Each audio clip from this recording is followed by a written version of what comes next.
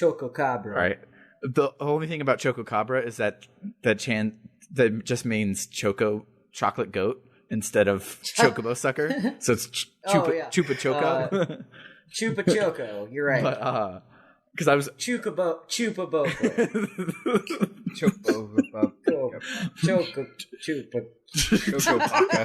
The rest of the episode will now be dedicated to deciding on the name of the Chocobo Chupacabra. Thanks for joining us, guys. Lord Chocobrasca.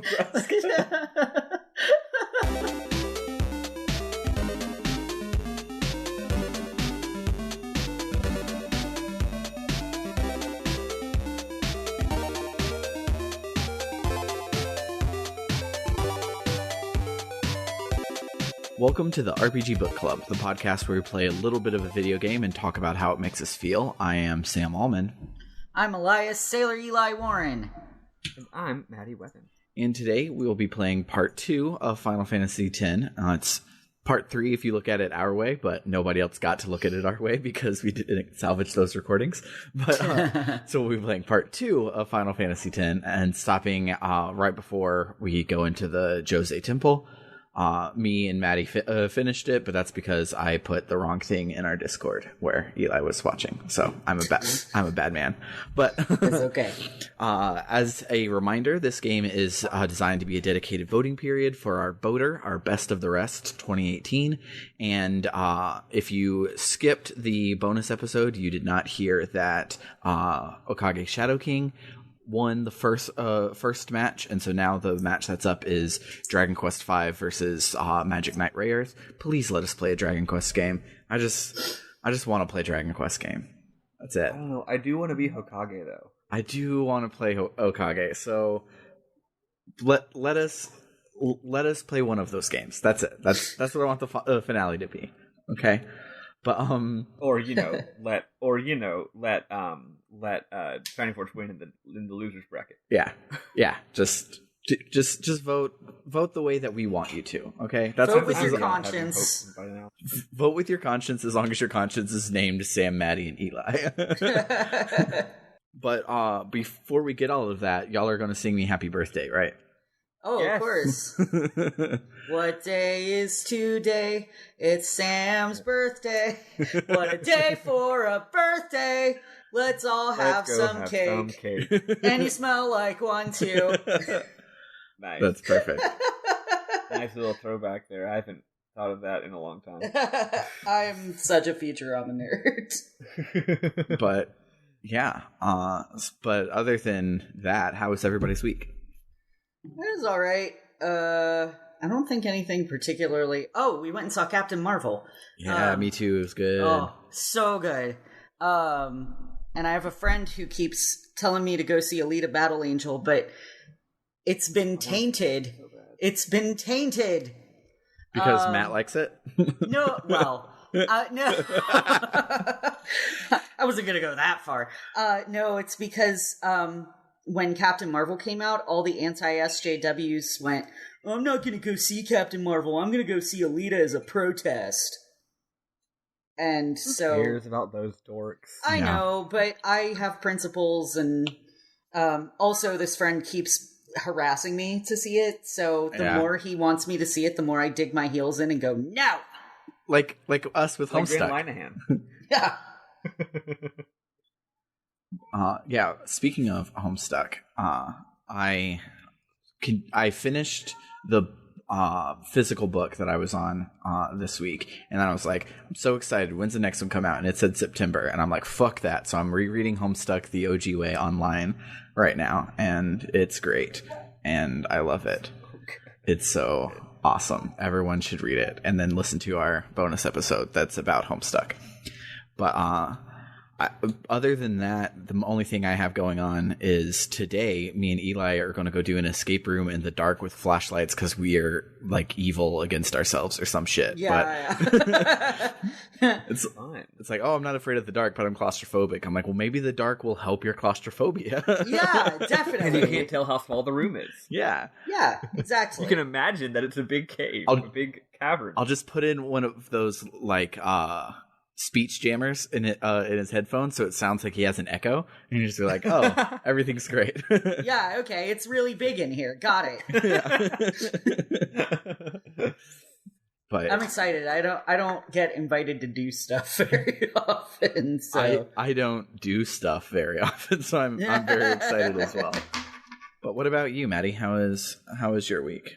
Well, my week has been very eventful. Lots of interesting and fun things have been happening. But the main thing that happened was I had to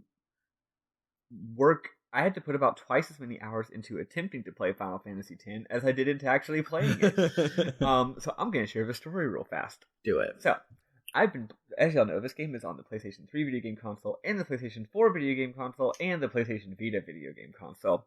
And it has crossplay between all three, which is really cool. Good on them for doing that.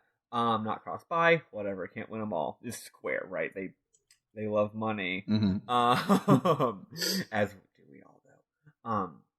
Anyway, so I had the PS3 version because I already had it from way back, and I'd remembered that it had some issues from way back with being a little bit buggy and like loading, like it has some scratches. I don't know what the deal is. It doesn't like have scratches. You look at the disc and you're like, looks fine to me. So maybe it's like warped or something. I don't know. Point is, it's been a bit of a hassle to play it, but it got more and more of a hassle, and it got to the point where even though I had 2 weeks to play this fucking thing, I didn't really procrastinate. Like the day after we recorded the last one or something, I started playing, and I did instead of actually proceeding with the game, I did a little bit of Blitzball, and then because I like Blitzball, I did like 3 games of it, and then I ended up like going down the Djose, the Mihen High Road or whatever. Anyway, and then I get into random battle, and the screen goes dark to load the random battle, and the battle music plays, and it stays dark. And I'm like, oh god. I let it sit for like 5 minutes. Eventually it loads, and I finish the battle. And I'm like, I need to make it to the next fucking save point. Point is, I'm like, I cannot play this game. This game is either going to literally stop working or be so bad that it's a huge hassle. I need to play a different version of this game. So I'm like, easy, gonna buy the PS4 version, and then I'll transfer my save because it's got cross save. And then I embarked on a journey.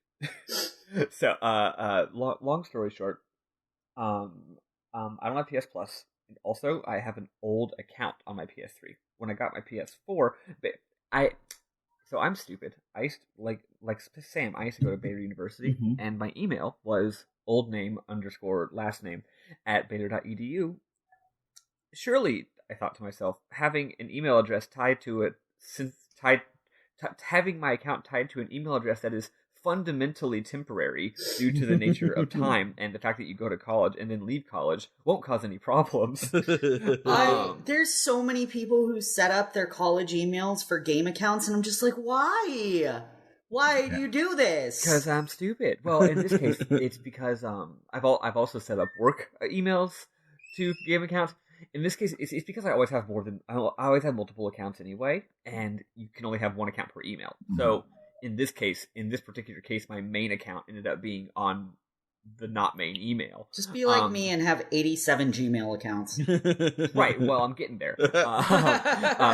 Yeah. From now on, anytime I need to make a new account, I'm not going to use one of my existing temporary emails. I'm going to make another burner. Yeah. But at any rate, so ages ago, that email died, and ages ago, I forgot the password, and the password isn't any of the possible permutations of any of my go-tos. It's bizarre. Like, what was I thinking? I never bothered fixing this problem, because, I already had all the shit downloaded on the PS3. Like, I never needed to go online, right? I would just play the games I had on my PS3, if I wanted to play them. So when I got a PS4, I just made a new account. So I ignored the problem instead of fixing it. Turns out, so I decided to do it, right? So I can't use PS Plus Cloud Save because A, they're different accounts, and B, the PS3 can't go online. But I'd heard you can just manually transfer the save to the flash drive. Uh-oh. So for like a week, I was trying to find my flash drive. I couldn't find it because I live in a pigsty because I'm terrible. Eventually I found it. But then I realized you can't transfer that way because, they're two different games. PS4 is not PS3 backwards compatible. You put the flash drive into the PS4, and it's like, we don't recognize what this file is.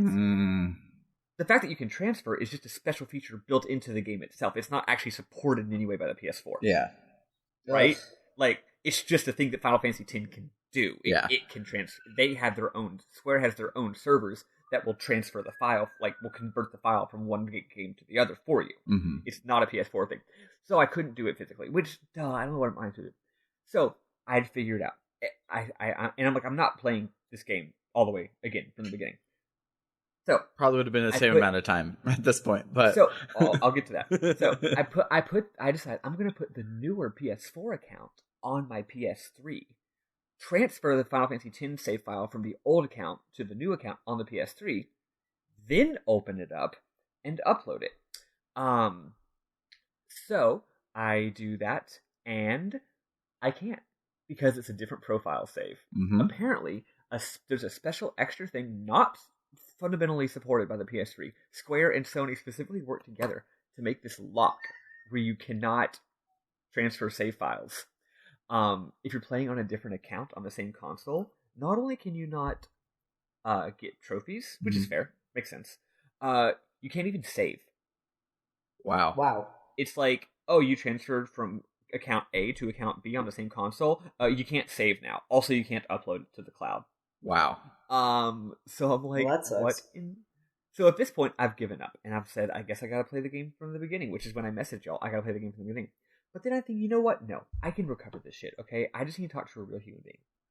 So I call Sony, and I'm like, look, and I for all of you IT people in the crowd, I'm sorry, I became this person. Y'all are gonna be mad at me. I call them and I say, look, I don't know my password. I don't have the email. I'm not 100% sure if the username is. Oh. Please help.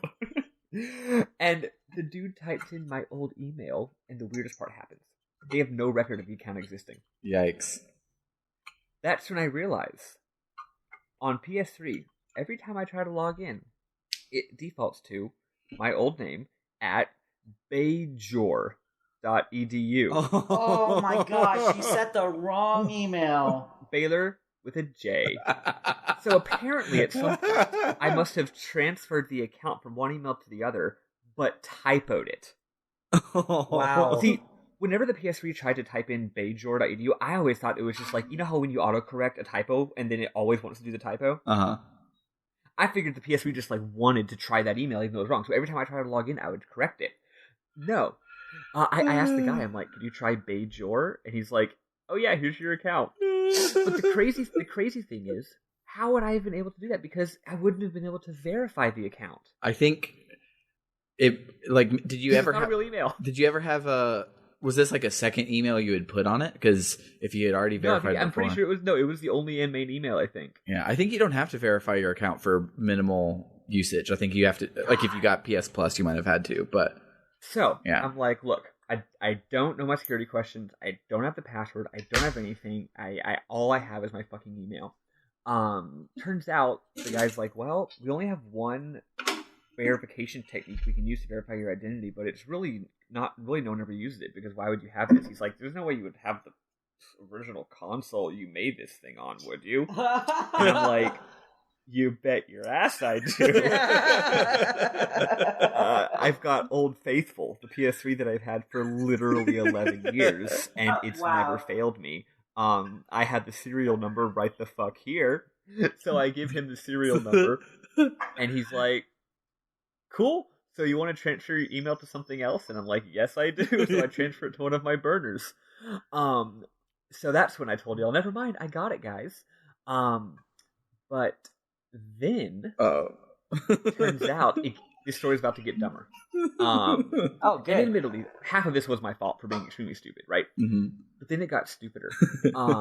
Let me keep going. But then it got stupider, the Maddie Webben story. Exactly. It got too... So I finally go to sign in, either on a computer or on the PS3, and I see, cannot sign in. Ask your family manager for help. What? Do I give y'all understand what's going on here? You have parental controls on this account?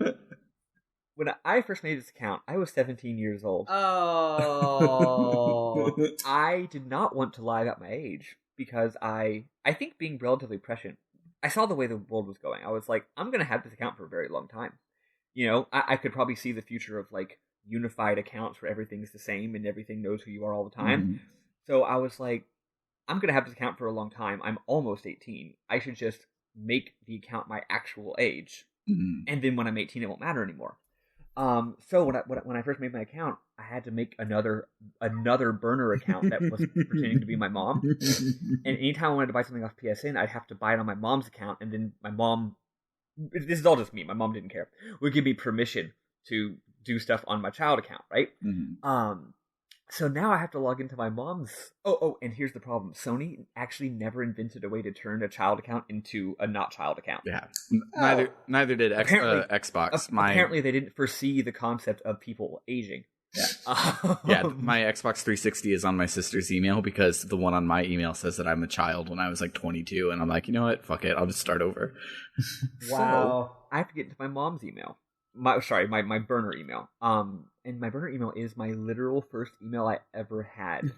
Old dead name _ last name at hotmail.com. Wow. Mine was also a Hotmail as my first email. Turns out Hotmail.com, that's a name I haven't heard in ages. I know, right? Turns out it still exists. Wow. The reason is because I actually had to go through this same song and dance with Microsoft in like 2013. And because of all that, because I've had to do this shit with Xbox 360 back when I was in college, it knew my phone number. Beautiful. Thank fucking God, it knew my phone number. So, which has never changed, thankfully.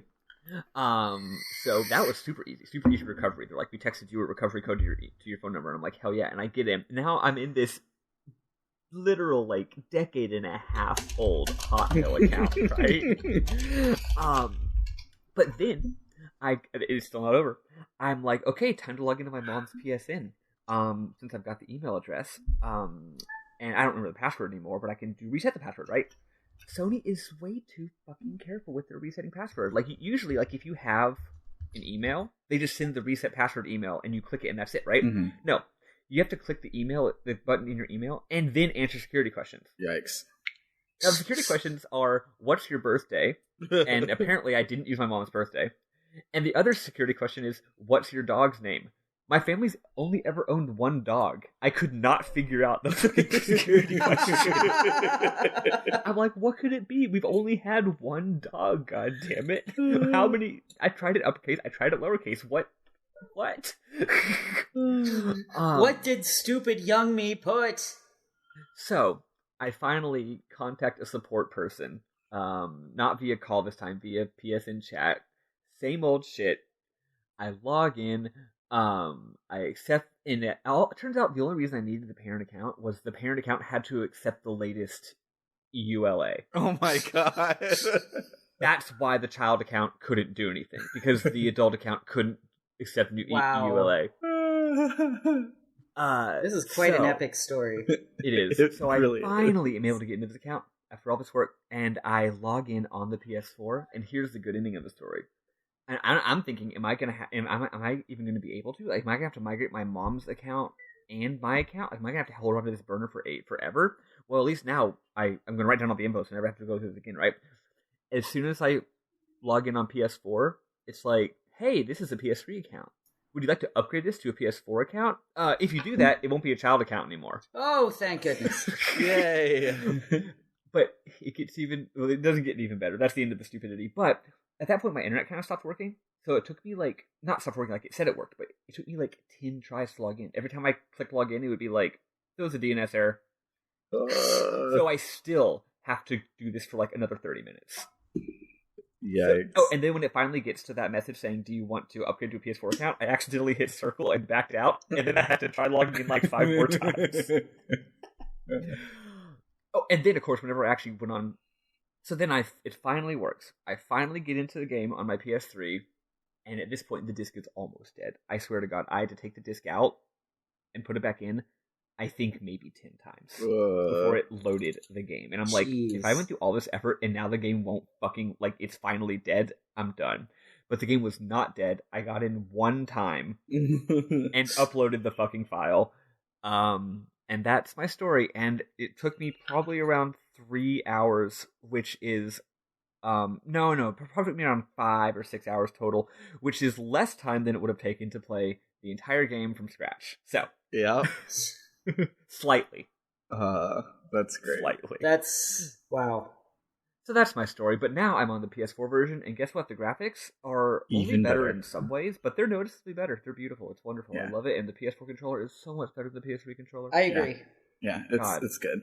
I love the DualShock, but like having played it for like a decade and a half was too much. The new one is much better. Yep. So anyway, Isn't the new one I'm also now finally called DualShock? the modern gen. What was that, Eli? You were cutting out. Isn't the new one also called DualShock? Well, yeah, but the DualShock from the PlayStation Classic 1 DualShock. until PlayStation 3 were all the exact Designed, same. They never changed. Yeah. Oh, I didn't realize that. Yeah. Yeah, PS4 controller is vastly superior. Yeah. It's so good. What's annoying is I have downstairs in my you know every person that owns electronics ends up with a drawer where just shit goes.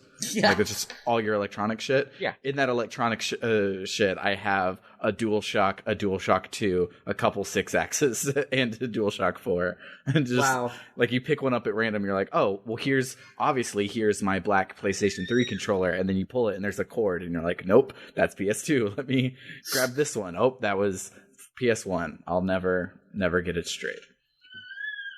Oh, one tiny little addition to the story that's funny. My Hotmail account, I was thinking, oh, blast from the past, am I going to get to see all these old emails? Apparently, it's set up to delete emails like pretty frequently, so it only had emails from the last like month. Mm-hmm. But apparently, I still have a few things set up with that email because for some reason I had a ton of emails, like regular emails, like once a week from Blizzard. Nice. But here's the funny thing. They were all in Chinese. You got hacked. either got hacked or someone used your email. Yeah. No, I think I probably used it to make a Chinese account at some point. Well, That sounds unlikely. Yeah. I probably Would you really do that? No, it's not that unlikely. I've got the reason why my main PS4 account is not on my main email because my main email is used for a Japanese account. Yeah, Oh. But with Blizzard, Chinese accounts, you can't really do anything. So it's highly unlikely you made a Chinese account. You more than likely just got hacked and your language just changed. Well, it could have been Japanese. It could have been kanji. Was a scourge. Yeah, we added of, Japanese support like a year and a half ago. So there was a scourge Weird. of Chinese people or a Chinese person or a hacking group or something who were creating accounts with emails they found and just making them willy-nilly. Yeah. I figured I just did that at some point. Yeah. A lot of people. I've got a lot of Japanese accounts if I ever want to download shit that isn't in America. Yeah. A lot of people are like, oh, I don't even remember doing this. I would pull it up and be like, oh, your name's not. That's because you didn't. Your name's not Zhang Zifeng, or my favorite like fake thing would just be W and then like 16 numbers, and I'm just that's not you. Zhang Sanfeng, I found out, is apparently a ancient Chinese superhero. That's amazing. So they're all literally just making Superman as their. Yeah. That's great. That kind of rules. Yeah. That's dope. Anywho, let's kill everybody because that's all that happens this week. Yeah. Literally everyone we've ever met so far in the game besides Seymour dies. Let's do it. Woo. Yeah, hell yeah. So, the place where we start, the Mihin High Road, is named after Lord Mihin, and he's the founder of the Crusaders, who started as like a rebellion against Yevon, but then kind of became holy cops somewhere along the way, and now currently are back to being a rebellion against Yevon. It was weird that they set this up. They're like, oh yeah, they're a holy police force, for then in a second then be like, oh, they're all blasphemers and Yevon doesn't love them anymore. But it happens. But They got too eager. They did. So all around the high road are ruins of an old civilization, and this priest historian guy is just like, yeah, humans fucking suck. And Yuna's like, but humans are the only ones who can defeat sin. I believe it, because she's awesome. Then the next little bit, if it sounds like I'm just describing cutscenes that happen in a line that are unrelated, that's what the Mihin High Road is. There's not really a plot for the Mihin High Road. There's just like your characters are going on a little road trip and they're just meeting various people along the way. Yeah. And talking about their feelings sometimes. Yeah. So then the next little bit we meet is with the Chocobo Cavalry. We meet this girl named Lucille, who tells us there's a monster nearby that likes to eat chocobos, and all of us are like, "Oh, cool! That'll be a mini boss here in a second." And Sam, you make the same linguistic mistake that I make. You called it the Calvary, which is a thing from the Bible, and not the cavalry, which is what it means when you ride a horse. Oh, really? Yes. I'm not making fun. I do the exact same thing. I literally to this day just thought that they were like homonyms. Nope. Is that cavalry is when you're on a horse. Calvary is where Jesus died. Well, even better. Mine says Calvary. Yeah, it's both. Calvary. It's Jesus both. died, but you're also on a horse. Yeah, Jesus died on a horse.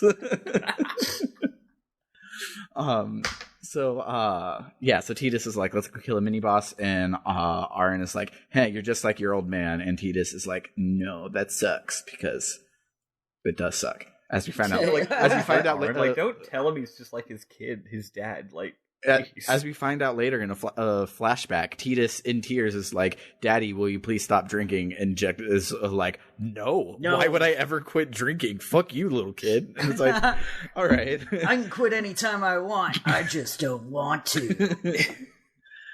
You're a piece of shit. Yeah. Did you suck so bad. Did you guys find the Pokemon battle that was around here? Yeah, I got my ass kicked. Yeah, I got my ass kicked real hard. I actually didn't get my ass kicked so bad that I couldn't have like I got my ass kicked like I almost won. So like in my brain I was thinking like, fuck, I could have won that. Mm. Like it wasn't even like, well, I lost. It was like, fuck, I really could have won that if I'd been a little smarter. Yeah. Oh well. It was not clear to me. And I hadn't saved lately, so I didn't load up my I looked at it like. So there's a side effect. Let's talk about systems for just a couple seconds. There's a side effect in this game where, like, we have not unlocked dualizing all your weapons into one. Toady hasn't shown up to talk to us in his Danny DeVito voice yet, and so equipment doesn't mean anything to me because you don't have stats. So it's like, I'm just like, I don't care. Like, I have everybody have an elemental sword of some sort and a strong sword, and then I don't care about anything else. So I saw that it was an equipment for somebody was the reward, and I'm like, well, I'm not loading my save for equipment. It's not worth it in this game, which is weird because usually you're like, oh fuck yeah, I get a new kick-ass sword, but now it's just like, oh, I'm just gonna this sphere grid. The stuff not having stats really fucks with me. Like, it doesn't feel right.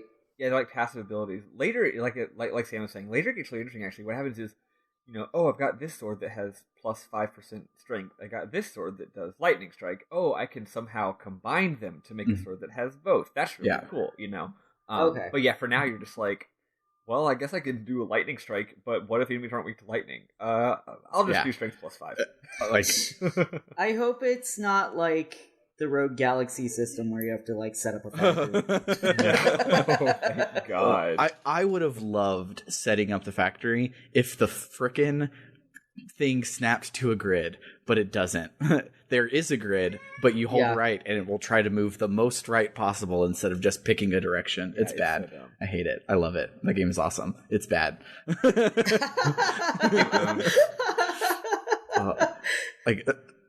You're very conflicted. I know. That's one of my favorite things about like game criticism that I'm drawn to lately is so many people that will take something that is poorly reviewed and or a poor game, and instead of just being like, this game stinks because the battle system stinks and therefore it's not fun, you get Tim Rogers writing 80,000 words on why it's not fun, and then at the end he's like, but you know what, I beat the whole game and I did New Game Plus, so fuck me, right? I guess it's a good game. and that's basically how I am with Rogue Galaxy, where I'm just like, man, fuck that game, I loved that game.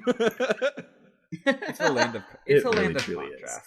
But so after we all get our asses kicked, the locals ask Yuna if she's going to bring back the calm, which is the period of time between sin attacks, and the last one lasted obviously for 10 years back when Jecht was around. And Yuna and Tidus is like, well, if he keeps coming back, and Yuna cuts him off and is like, don't say it isn't worth it, because it is, even if only for a little while. And I love her. I like Yuna's anti-nihilist attitude. I love her so much. Yeah, she's great. I want to clarify this part a little bit more, just because, not as a memorable moment, just because for people who might not be playing along with us. Up until this point, they keep saying, we're going to go defeat Sin. We're going to go defeat Sin. Jecht, or Lord Braska, defeated Sin 10 years ago. And he just never brings it up. But he's clearly thinking the whole time, but Sin's right there. I don't get it. So at this point... I'm saying that for sure. At this point, they finally clarify, no, when we say defeat Sin, we mean Sin's dead, but then it just somehow comes back 10 years later, and the time in between is called the calm, and everyone gets to not have their shit wrecked by Sin constantly for 10 years. And it's a good time. And then Sin comes back, and another summoner has to go on this pilgrimage to defeat it. It's just a cycle we have to do. Why don't... so now, as soon as Braska goes to Xanarkand and earns the final summoning, which we figure out here at Sunset is what they're after, why doesn't, now that it's calm and you don't have to fight Sin Spawn along the way, have the next summoner go and just have it in their back pocket? First Sin attack, they show up, boom, final summoning. That seems like a good idea. Well, there could be reasons, like maybe the faith, those are the weird things that the spirits that help you, maybe they don't let you do it, or they have a cooldown period. I get the impression that maybe a small percentage of summoners are actually able to successfully do it. Like, you have these other summoners on the road with you, right? Like, do they just all, like, let's all go beat Sin? Oh, I fucked up, now let me try. Like, I think maybe it's like 1 out of every 10 or so is actually deemed worthy. Yeah, it's probably chosen one bullshit, but it's still... As of yet, we're not told that Yuna is the chosen one, but we know how JRPGs work, and so it's just one of those things where it's like, well, why don't you just have this in your chamber, just ready for it? Like, but have it in your chamber, like having yourself in the chamber of a gun that only shoots the pilot of the gun. Definitely a good idea. Yeah, so we run into Luzu and Gata, and they're helping with some important mission nearby with the Crusaders. And Luzu mentions being rejected by Yevon, and I don't know if I missed something, but Yuna's just like, yo, you can still run back to Besaid, and then Auron cuts him off. And I don't know what that was referencing, or if it's a future reference, or what. But well, you'll know by the end of today's recording, right? Like, was it about... the but it didn't, we hadn't talked about that yet, and so it just right I think maybe we missed something, or I just think that at this point, like, everyone knows what's going on, and I think that also includes the characters. But I think they just know what this is even before whether or not the players talk to the NPCs. It's just weird. Yeah, because they live in the world. It is weird. But because like the last time we talked to him, he was just like, "Hi, I'm a holy cop," and she's like, "What's up, holy cop? These are Crusaders. They're holy cops." And now he's like, "Yeah, God hates me," and it's just like, what happened between the Blitzball and now? But this game does have a weird number of. I noticed a few scenes in this week's play that were definitely optional. So maybe we missed something. Probably did. There was a lot of optional. There was some cool optional stuff that I completely missed too, like stuff with Chapu later. But we'll get there. So, oh really? That's optional. Crazy. Anyway, either it was optional or Scarlett had to pee, and I went over to take her to the potty and missed it. That's highly probable at the same time. Gotcha. But yeah. So then we meet a local Yevon priestess who's trying to stop the Crusaders, and she's the one that finally tells us that they're using Forbidden Machina to fight Sin, and she's super sweet. Sweetie. She does not get an HD model though, so I can't look at her face. She does. The Steam version is based on the PS4 version. She did. No, I'm thinking of Isaru. Isaru was the one that didn't have a new face, and it was weird. Yeah.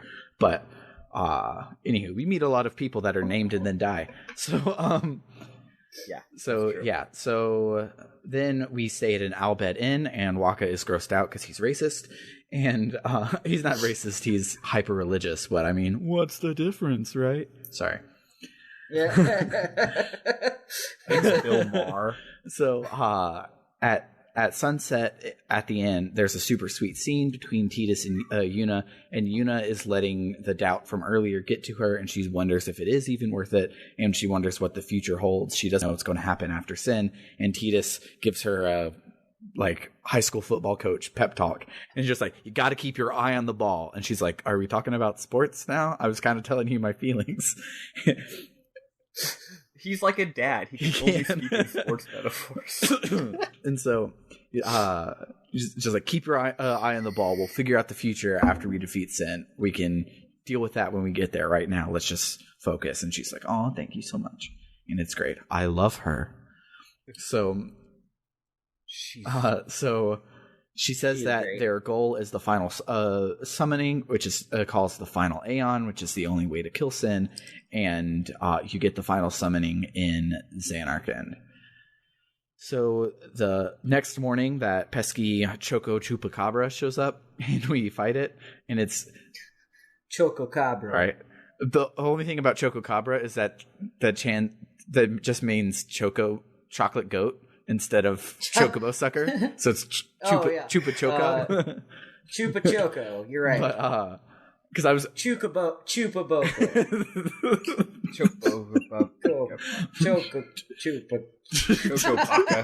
The rest of the episode will now be dedicated to deciding on the name of the Chocobo Chupacabra. Thanks for joining us, guys. Lord Chocobrasca. Yeah. What? Yeah, if Jekt became Sin, maybe Lord Braska just lives on as a chocobo.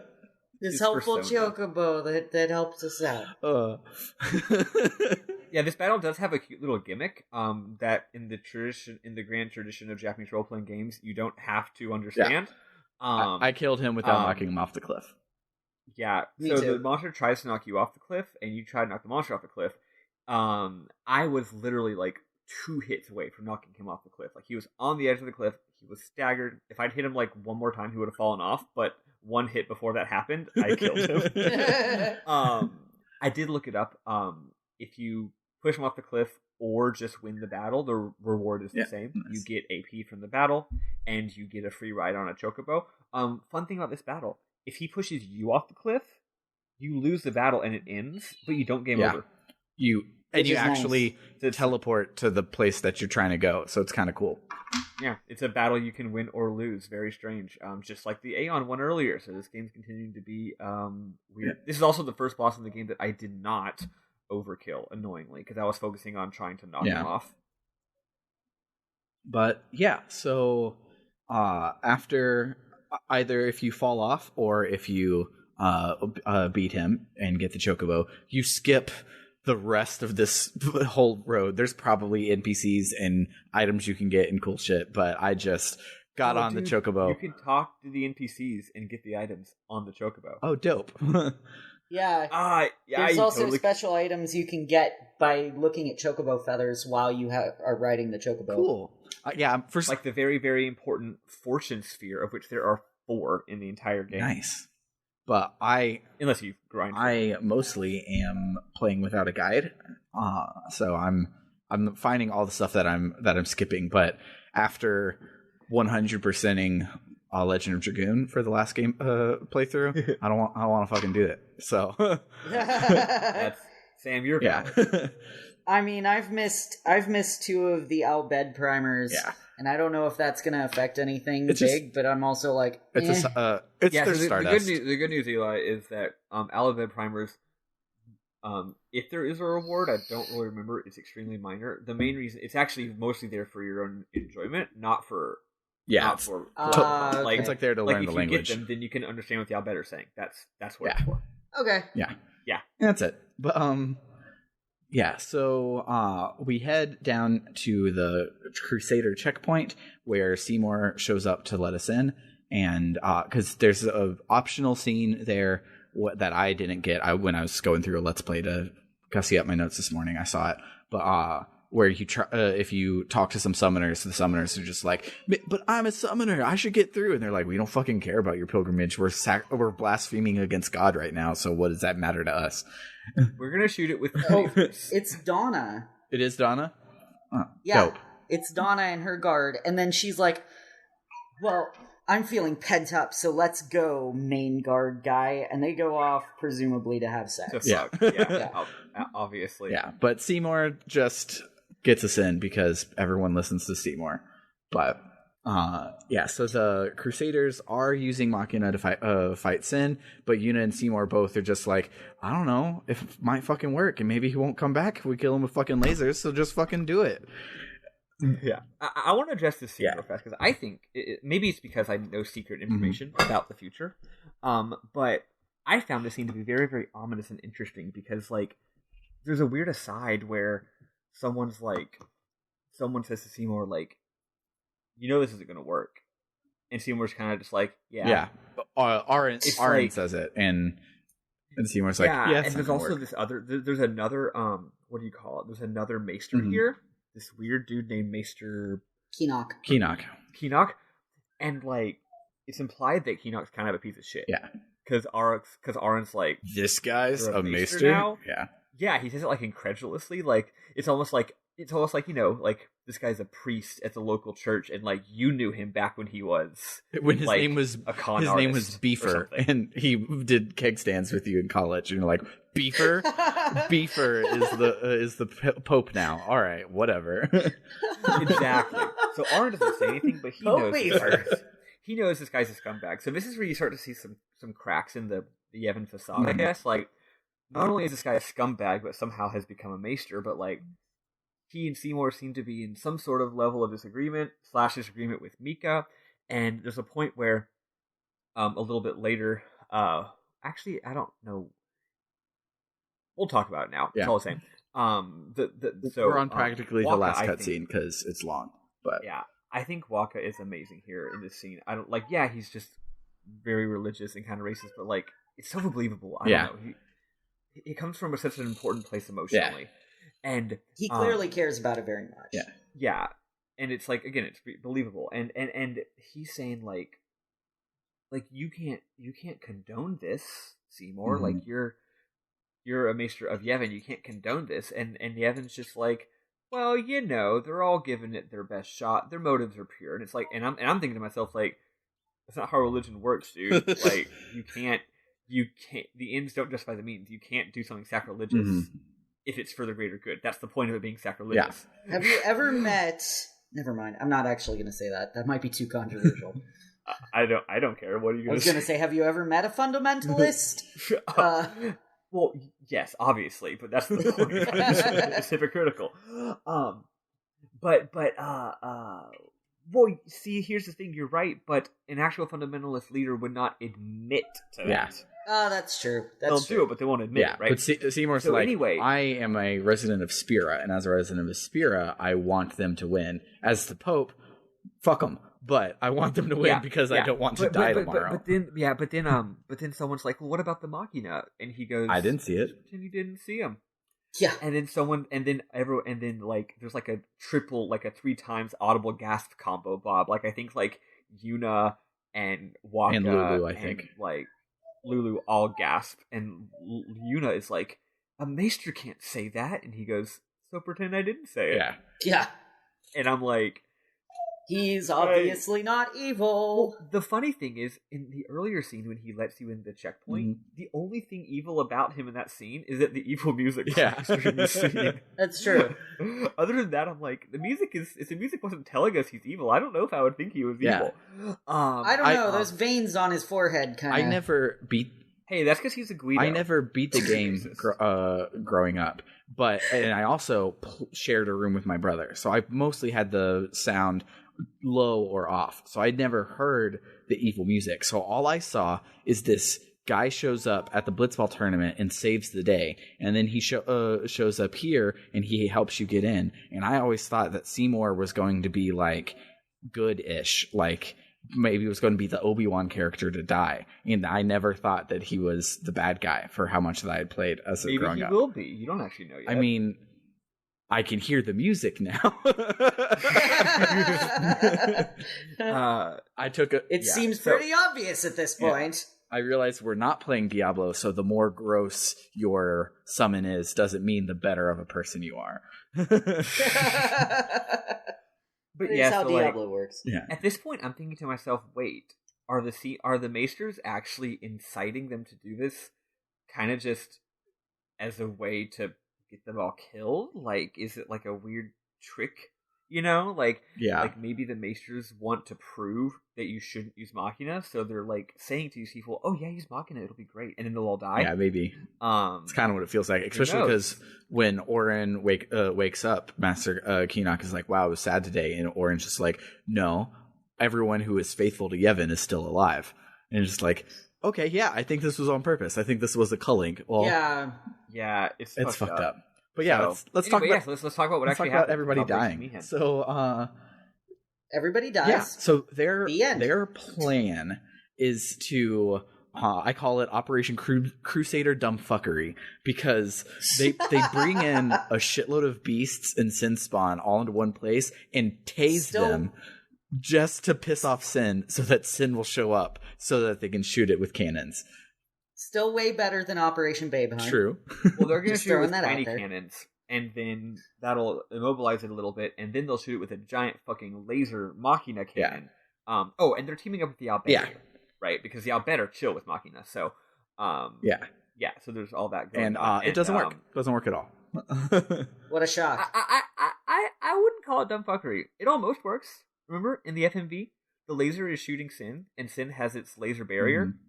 And the laser is breaking through the barrier. But right before it does, Sin shoots out like a separate laser and blows up the cannon and saves himself. But like I think Sin was like scared, acting out of desperation. I could see he's it. like, I'm gonna pull out my disintegrate everyone beam because I'm desperate. Because he didn't do that before, right? So anyway, I gotta respect them. I think their plan did a pretty good. It didn't work, but hello, they're trying to defeat God, and they're also being sacrilegious, so you know. Everyone we love dies.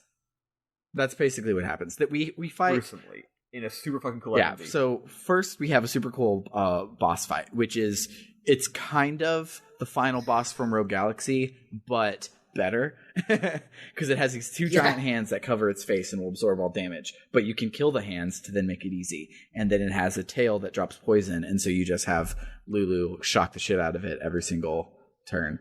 And it's a Virage. Yeah, it's kind of is a Virage. It's Virage plus the final Jaster fight, but without a giant slow ass sword.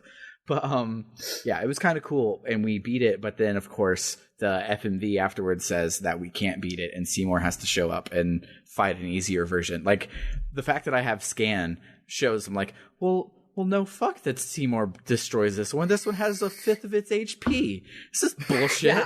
I think it's because it was already hurt from when you fought it earlier. Yeah, then it shouldn't have said 5,000 out of 5,000. It should have said 5,000 out of 25 or whatever.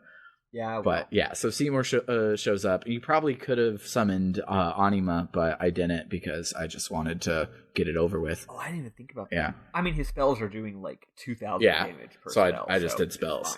But yeah, so after that battle, the entire area gets flattened, and all of the Albed and Crusaders die. Literally, every single one of them.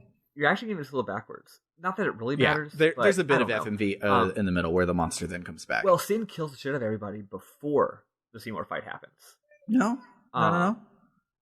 It's because what happened. So he's killing the shit out of everybody when we fight him the second time. He hasn't flattened everything yet, because after this fight, he flattens everything. Tidus gets mad and jumps in the water to chase after Sin.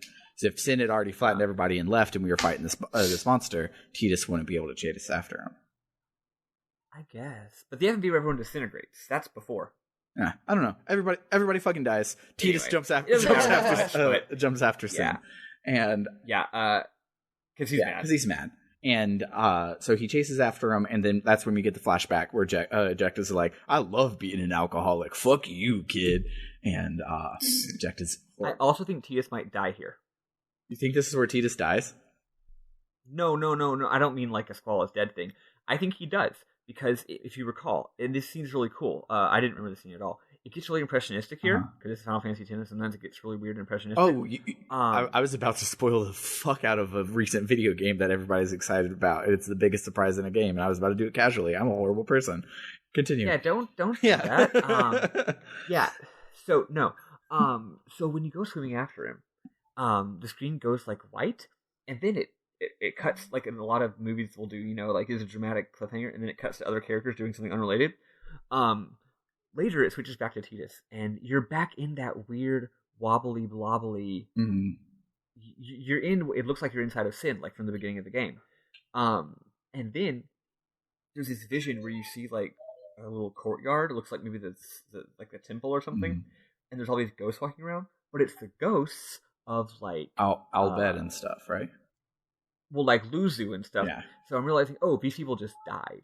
So you're basically like seeing ghost people who just died inside of Sin, and then the weird little ghost kid that we've been seeing a few times and haven't seen in a while shows up, and he looks directly at the camera. So I think this is a POV shot from Tidus' POV, and he kind of like shakes his head. So what I think happens is Tidus goes too hard with Sin, maybe like is on the verge of death, like he almost kills himself doing this, being reckless, and this kid is saying like, it's not your time yet. Okay, that's really cool. I just thought that was he sends him back. More just part of his like oxygen deprived dream that he was having about his dad. But yeah. Oh, sure. But I'm just saying that with my future knowledge. I think that's what's happening there. Dope. Squall is dead. Cool. So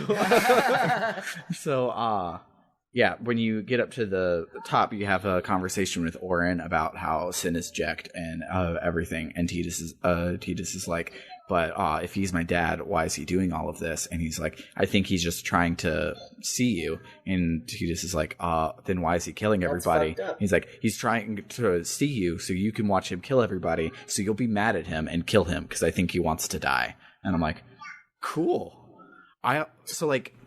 My recollection of this game, because I've played past this point, I did not remember that Sin was jacked. I thought that I was getting spoiled because I had heard that along the way. I thought that I was getting spoiled for like a late game, like right before the final boss, Jecht steps out and you're like, holy shit. But no. And what's cool is Auron basically calls Tidus out for expecting that too. And he's like, why are you telling me now? And he's like, if I told you at like a climactic moment, you'd get in your head and we'd all die. Like, why would I ever keep this from you? This is important. And he's like, yeah, you're right. It was kind of cool.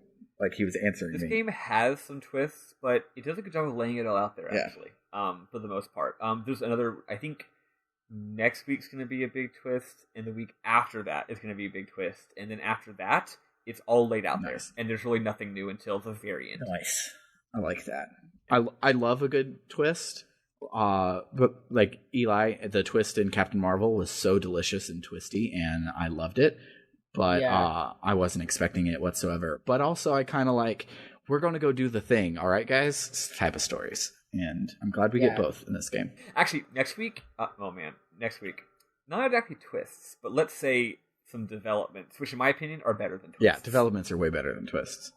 Because a twist is, you didn't know something, and we just didn't tell you. Development is, you do everything, but then a character just did something that you did not expect. Yeah, which is dope. You know?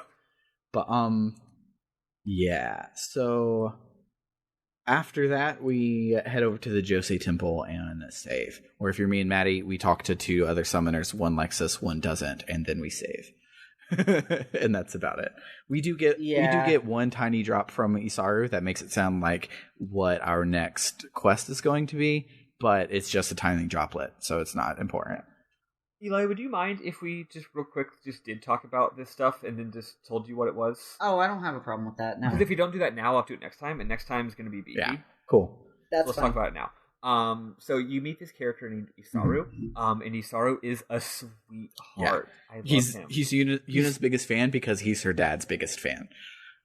Yeah, he's the foil to Dona. Whereas she's like pompous and awful. He's also a summoner going on a summoning quest just like her, and but he's a sweetie. And the cool thing is, his two guardians are his little brothers. Or his little brothers.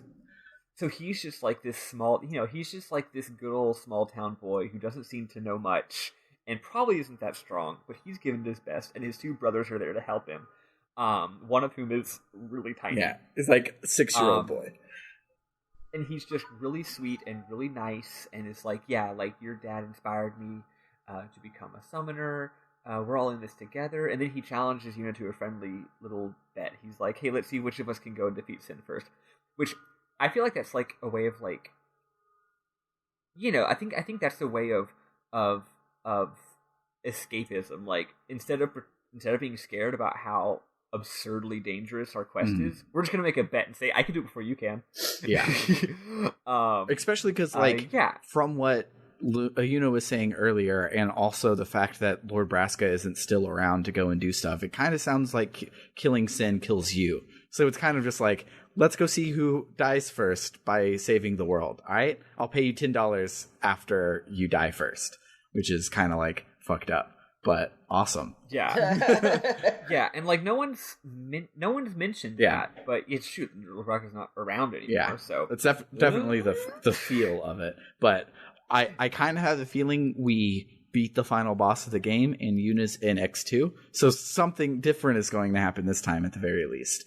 But yeah, and so also though, so Isaru pulls Goku aside and is like, hey, just so you know, like, sorry, one of the Guardians aside and is like, hey, just Guardian to Guardian, there's been some rumors going around that, like, some summoners are going off on their quest and then just, like, going missing. And no one ever hears from them again. And I'm like, what is it? Because there's, like, 50 beasts on every single road? and he's like, no, something's amiss. You know, there's someone's out there killing masks, and I'm gonna find out why. Who killed the comedian. But then he's basically just like, you know, that's the problem, because, like, you know, like, what's the point of being a guardian? You know, there's no summoner to protect. And he's like, just heads up, man. Just watch out. And then after that, the temple is cool as hell. The temple is straight up a Zelda dungeon. Like, I mean, looks like one from the outside. Like, it's this dramatic lightning rock where all the rocks are floating. It's very extra. Yeah. It's super cool. The puzzle inside is by far better than the other two, in my opinion. I figured out the way. Makes sense. I figured out the way forward really easy. I did not find any recollection that there would be a hidden item somewhere, so no idea where that one would be. As usual, there is, but it's not a huge deal. Nothing in this game really seems to be a huge deal besides the sphere grid, and I can get that by punching things. And but yeah, like, the puzzles aren't bullshit. You can actually solve them using your actual regular brains. It's kind of fun. I don't know. Then you meet Donna, and what's her dude's name? Fuckboy. I forgot. Definitely Fuckboy. Byakuya. So the funny thing is, they show up, and Byakuya turns to Sir Auron. And he's like, Sir Auron, and he says, like, very toughly, like, Sir Auron, and he walks up to him, and then his face turns into a smile, and he goes, can I shake your hand? And Auron's like, what? And he's like, you are my hero. You inspired me to become a guardian. And Auron's like, cool. So Auron shakes the guy's hand, and Donna is furious, because she's like, but these are our rivals. I hate them. But then her guardian is like, oh, it's Auron. He's like, I'm never going to wash this hand again. And she's like, you get that filthy hand away from me. Yeah, it's fucking good as hell. And then you go through and you do it, and you get, like Sam said, you get Ixion, which is a lightning horse. Kind of like you get a lightning horse in Final Fantasy 13. Yeah, it's also kind of like Zebraika. Is that a Zebstrika is what they call it. Zebstrika. I played that Jin in Japanese first, so Zebraika is what I think of them as. Gotcha. But it's Zebstrika they added, which is kind of a better name. I named it Raytheon. Nice. Because it's like it's like a drone. It could be murdering people. Then you leave. And there's just there's an optional scene here where you talk to Gata and you find out that Luzu got chopped in half. Oh, fuck. Oh, good. Yeah. Well, I'm sure it hurt, but not for long. Right? Yeah. There was a whole subplot here, by the way. The whole time you were running along the different dungeons, where like Gata really wanted to go fight. We've practically moved on to memorable moments, by the way, so you can get those ready, Eli. Yeah. I've got mine all in the text file. So Gata wanted to fight. He's like, I want to fight Sin. I want to be a hero. And Lucy's like, you're just a kid. Also, like, everyone's important. Even guarding the headquarters, or bringing food, or patching people up and being a medic. Those are all very important. It's not all about being a hero. And he's like, but I want to be a hero. And then guess what? All the heroes fucking died. So then Gata is crying because Lucy got chopped in half, and Gata says he's going to go back home to Besaid. Because he's seen some shit at this point, and he's like, I'm just going to go back to Besaid. I don't know if he does or not, but that's what he says in the scene. He does go back to Besaid. You can find him at the end of the game. The Let's Play I was watching said that. Nice, cool. And then finally they're like, "Where's Yuna?" And turns out Yuna, you sleep at the inn. Mm-hmm. Then they're like, "Where's Yuna? Let's wait for her." But every time the game says wait, you actually have to go do something. So in this case, you go and you find Yuna. She's asleep, and she's like, "Oh shit, I'm late. And everyone's like, "It's fine. Like, no one cares. We're waiting on you. We're not on a timeline here." But what's cute is she rushes out the door, and she doesn't have like a super fast running animation. It's just her regular running animation, but like sped up, like a cartoon. So she's just going tick, tick, tick, tick, tick, tick, tick, tick, going really, really fast. And then they all make fun of her because she has bed hair. And she turns to Aaron, Mr. Serious, and she's just like, Aaron, tell him to stop laughing. And he's like, I never thought that the High Summoner would have bed hair. And it's great.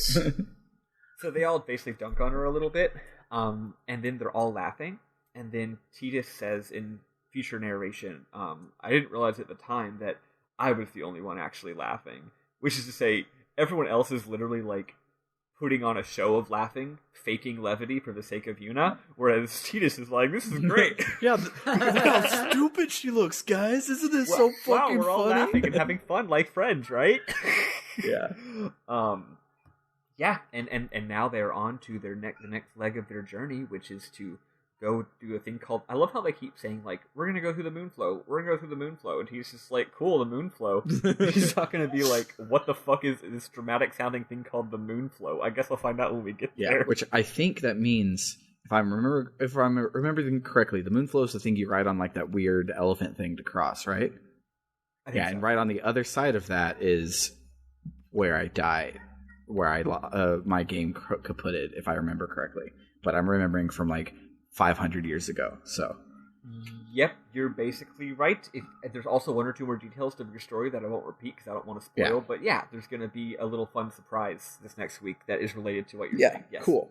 So, I'm almost there. So, some of my memorable moments. Did you guys kick that kid's blitzball into the fucking moon and make him cry? That was on my list, too. There's a blitzball just sitting in the middle of the road. And you kick it, and then the kid shows up and goes, "Hey, that's my ball."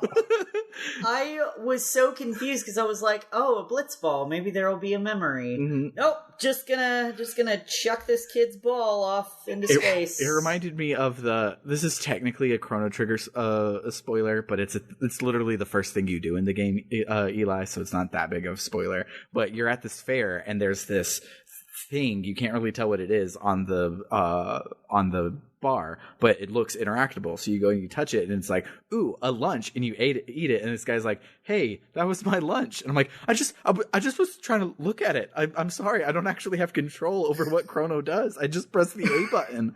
It's not me, it's him. Yeah, and then later you literally go on trial, and they're like, and you ate that guy's lunch. You're like, I didn't want to. But so now Tidus is going to go on trial, and they're going to be like, and you kicked that boy's blitzball.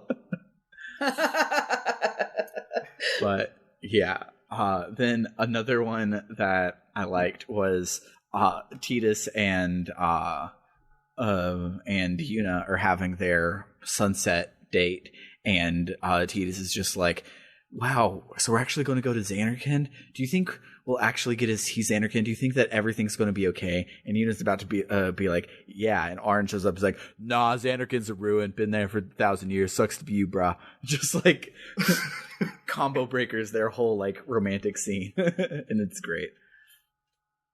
Then another one a couple quick ones I had about Waka, all taking place at the thing. So there's the optional scene that I missed. It sounds like it might not have been optional, so this might have been diaper change missed.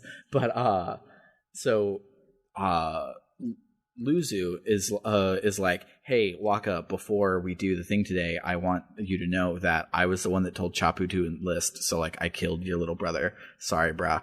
And Waku punches him, and Waku turns to Lulu and is like, you knew about this? And Lulu was like, I punched him too. And it was good. This is a really good scene, and also you find out here that Chapu had kept saying that when he had defeated Sin, then he was going to propose to Lulu. No, he said whenever we win the the Blitzball championship, I'm going to propose to Lulu. And then he went away the next day, and Luzu was like, he told me that seeing your girl was good, but keeping her from dying was even better, and that's why he left. So kind of sweet. Yep. And Lulu's like, yeah, I know, yeah, and yeah. I punched him too. I like this scene because you see that Waka's very impotent. Yeah. Like, he has always religious convictions, but, like, what can you do if you have strong convictions if the people around you are just, like, not going to let it affect them? Yeah. Yeah. Like, he and also, like, what can he do? Like, there's nothing he can do. Yeah. So he just has all this, like, undirected feelings that he just has to live with.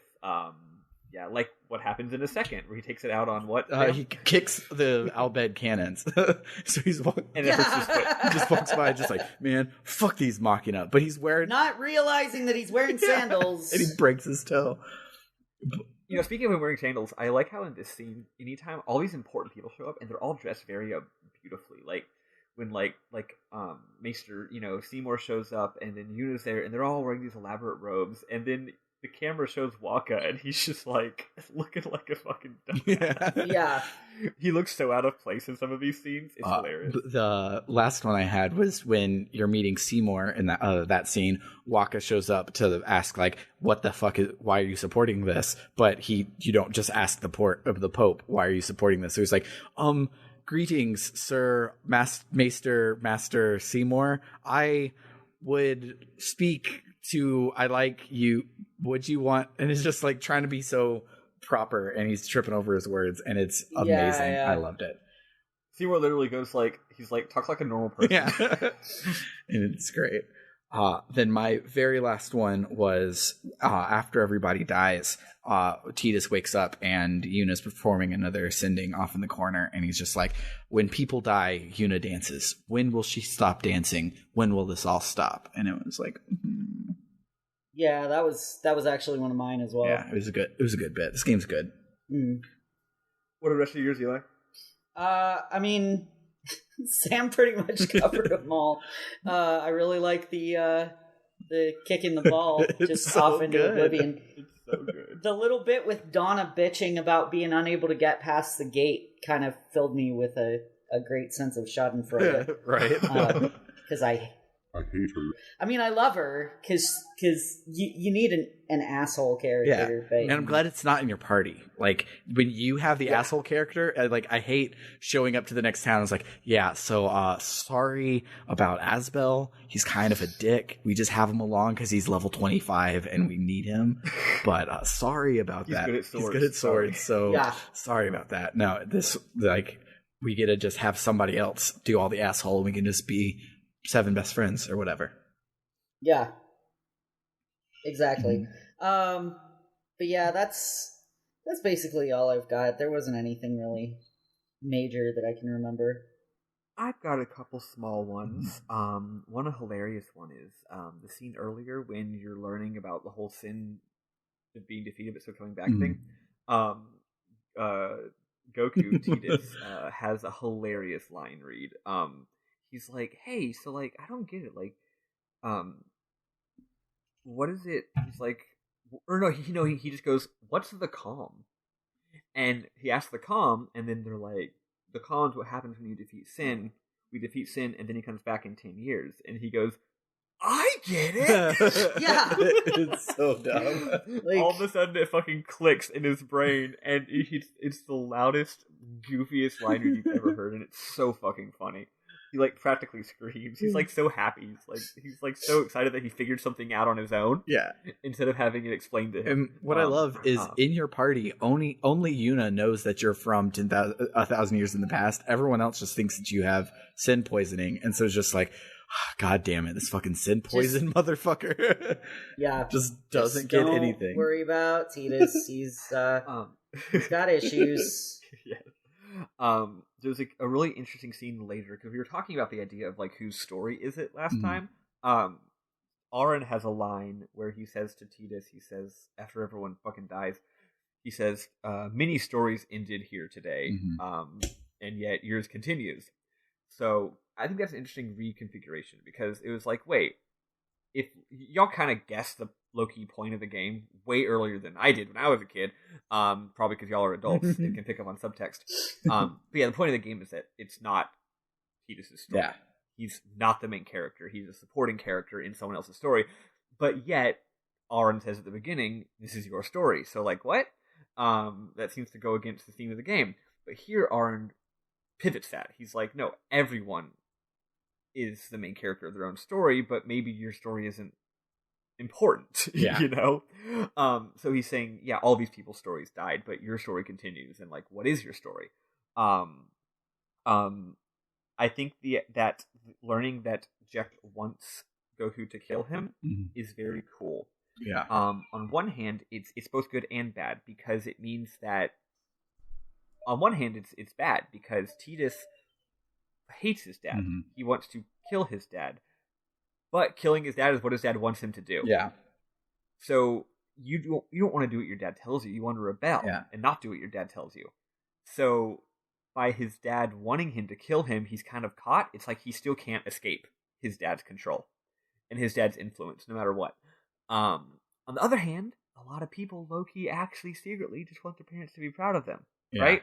Yeah. Even when you say, I hate you, he's still, like, if he didn't want, if the I hate my dad didn't have, I want my dad to be proud of me, he wouldn't have done Blitzball. He wouldn't have done sports. Exactly. He would have been an item shopkeeper or something. So this is like simultaneously on one hand, on one hand, he's caught in his dad's web. On the other hand, he might make his dad proud of. He's finally getting to make his dad proud of him, maybe, or something. Yeah. It's a really interesting little psychological twist. It's cool. Like, it doesn't affect anything plot wise. It just affects his character a lot. There's a part where Kimari actually talks. Yeah, which is dope. And tells Titus what we already all knew, which is that Yuna is putting on her brave face because she has to be everyone's hope. And Goku needs to smile, and Goku tells Kimari to smile, and he attempts to smile, and Goku says, sad. And all I could think of was, that just reminded me of Donald Trump. He's just like, Kimari, Ronso's smile, but they look goofy. Sad. Also, later, Sam already talked about this, but it's a specific line read I want to mention. Aaron says, you know, hey, don't tell Yuna about Jack being your dad, by the way. I should have said that earlier, but I forgot, so please don't tell Yuna, because it'll mess up her feelings. And then she just goes, what about my feelings? And Aaron does give an answer, like Sam said, like, oh, if I told you later you'd have emotions and it would fuck things up. But I feel like Aaron's really just like, I don't care. I don't care about your feelings. The real answer is that I don't care about your feelings. I'm sorry. Reals before feels, bro. When you get to the Djose temple, they're all doing like medical and funeral work, and it turns out they're all out of funeral shrouds. Yeah, which is a cool little detail. Yeah. Too many people died. They weren't prepared for that many people dying. Yeah. I didn't even pick up on that at the time, but that's a really sad thing to be out of. Yeah, it really is. In addition, we have finally started to get level 1 sphere locks. Yeah. So on the sphere grid, you go around, you get all your little bonuses, but you'll get these locks, and you can't go past the locks. A level 1 lock unlocks it, or a key unlocks the door, because that's how keys work. In case y'all didn't pick up on this, I just want to let you know, in case you haven't used them, because you're not sure if you want to waste them or not. If you unlock a lock, it's on everyone's sphere grid. Oh, that's cool. Okay.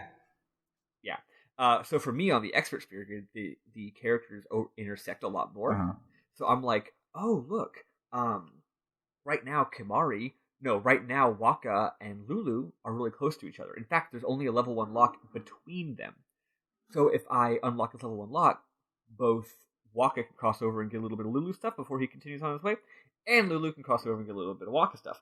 And the reason that's important is because it's like, oh, like this is like plus MP. Mm-hmm. Okay, that's actually good because Lulu needs MP, but also Waka actually does need MP as well. Yeah. Yes. So like it was a smart move for me to use it in that situation.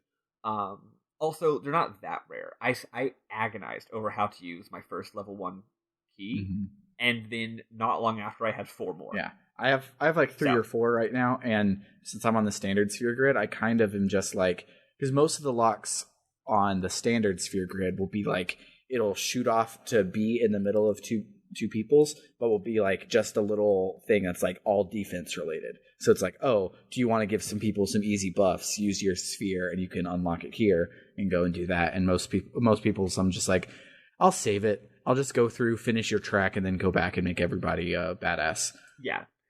There's no need to feel strong about it. I used it because I saw an opportunity for it.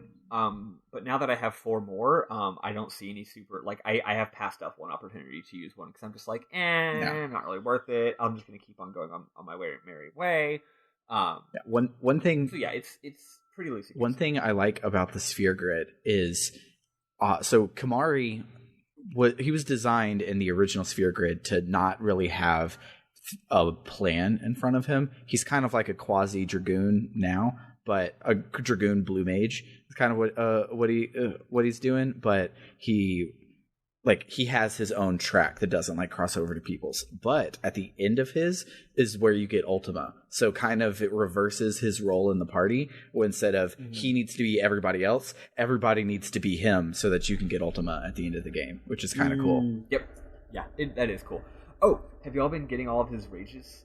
Yeah, I basically only use Lancet when he's in the battle. I don't understand it because sometimes it gives him things and sometimes it doesn't. So that unfortunately is the failing of the Blue Mage in the history of Final Fantasy. The Blue Mage gives you enemy attacks, but it doesn't give you every enemy attack. It gives you the enemy attacks it feels like.